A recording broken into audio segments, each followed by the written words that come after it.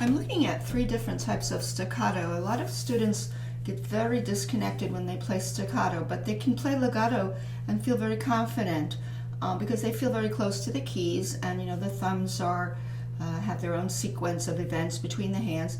Now what I'm going to do is I'm going to take a scale where you have reciprocal fingers on the black notes, more of a pattern scale to show this demonstration, like B major. B major, you have double blacks with 2 3 3 2, and then triple blacks with 4 3 2 2 3 4, and that's like a very sequential, symmetrical kind of progression through that scale. And in between, basically, you have the thumbs meeting.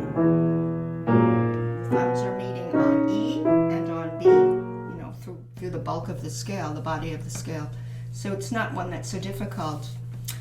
Now what I do is I will first play triplet scale, which is a very loopy type of figure when it's legato. And what I'm going to do after I play it legato for 3 octaves is I'm going to turn the corner, and I'm going to detach my fingers into a wrist kind of shaped staccato, which is one kind of staccato. It's really snipped out from the shaping of the undulating wrists that I'm applying to this type of legato. So perhaps I'm seeing if I can cover the whole piano. Okay, I see that down here. I'm leaning a little bit here. So I'm going to loop it in triplets for 3 octaves. Now I'm going to roll in too. I need to roll into that scale. Roll into.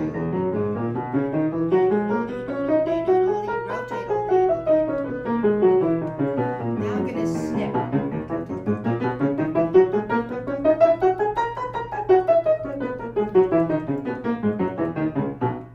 And that was an example of using the wrist and undulating a little bit, just like I undulated my wrist for the legato. Now the next type of staccato that I'm going to do the same loopy legato, but I'm going to come around the corner and have more of a forearm generated staccato. That's going to be vertical, and it's going to be forte. And I'm going to stay very close to the keys. In general, I like to stay close to the keys with staccato, which discourages that disconnected feeling. But when you do your blocking, that kind of lets you know the blueprint of how your hand's moving anyway. So that's sort of a preliminary you should do, particularly with this scale, which is very chunked out with doubles and triple blacks with mirror fingers. But I'm going to go back to the loopy triplet, and I'm going to come around with my vertically bouncing staccato that is not going to be the wrist generated one. But the first legato is, so triplet, triplet, triplet, triplet, triplet, triplet, triplet.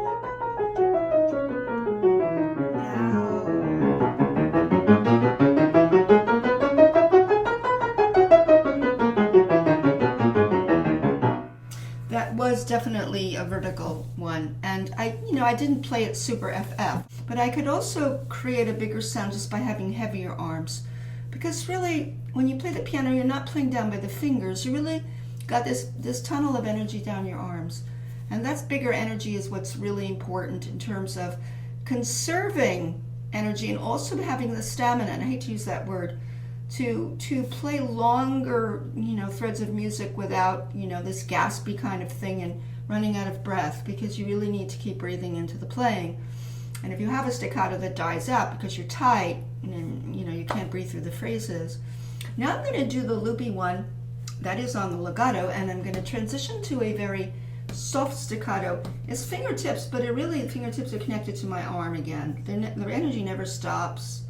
It continues down the arm. That's where the fuel supply comes.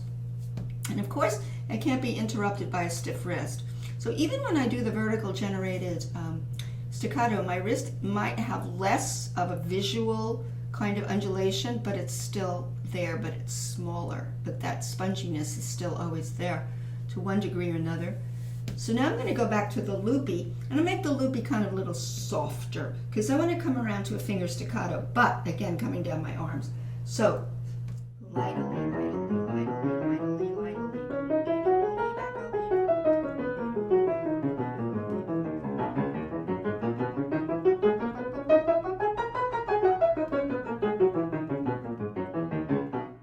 back know, it's kind of hard when you get into the heavier zone where the strings are wound thicker to get the light staccato, but you don't want it suddenly to jump out. So you have to do some compensatory things to say even be lighter down there, but you want a very well regulated piano because you don't want to lose the notes. This piano tends not to be regulated. The other thing is stay very close to the keys, and the thumbs still have to swivel under. You know, if your thumbs are late getting under the tunnel fingers, that's not going to help you.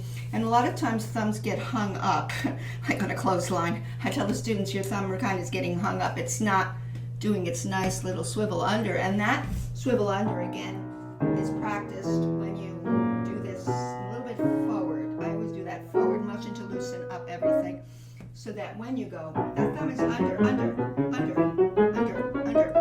important, that advancing thumb and being light.